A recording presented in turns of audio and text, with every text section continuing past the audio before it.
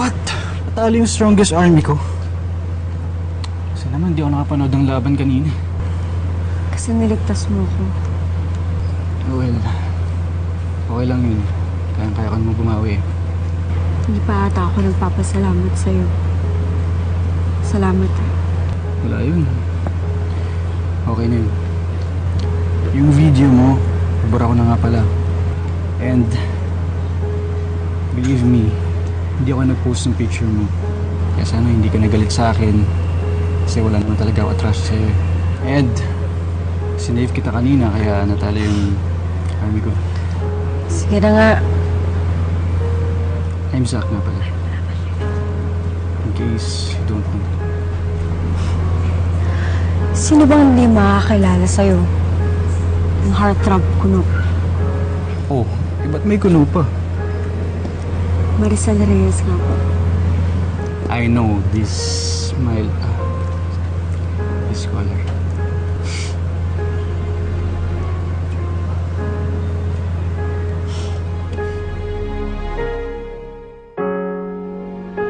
Ano ang mga hobbies mo?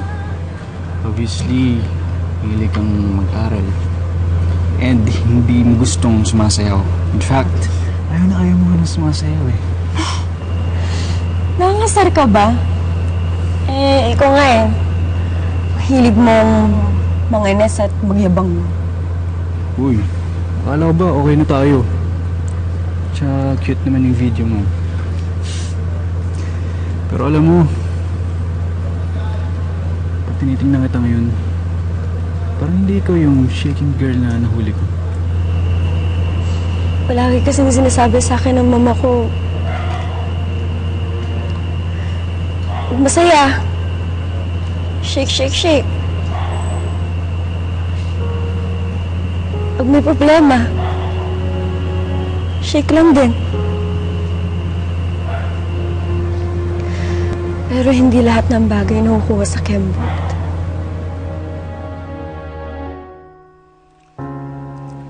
Anak, binigay ko to para sa'yo. Baked with the finest ingredients, the freshest flowers, and it's sprinkled with lots of love. Tama ba yun? Ay, naku. Gordon, ano ka ba naman? Hindi ka talaga pwedeng artista. Naku, hindi ka marunong mag-acting. Tama lang na nasa karinderya ka na lang.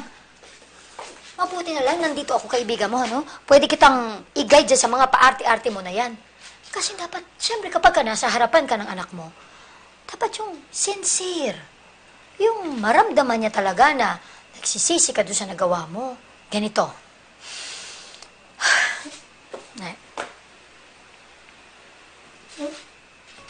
Maricel?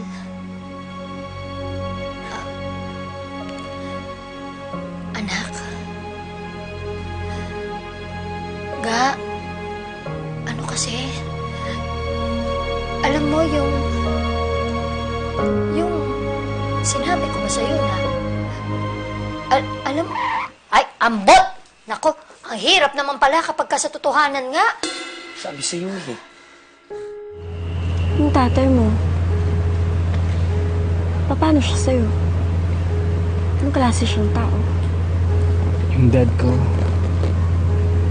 sobrang perfect niya.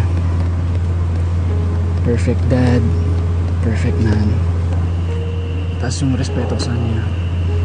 Siya inidolo ko sa lahat ng tao. Paano kung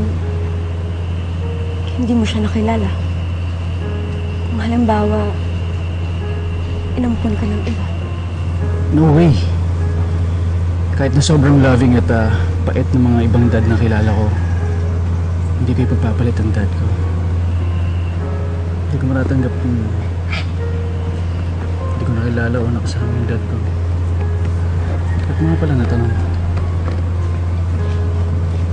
Sorry. Umuwi na tayo.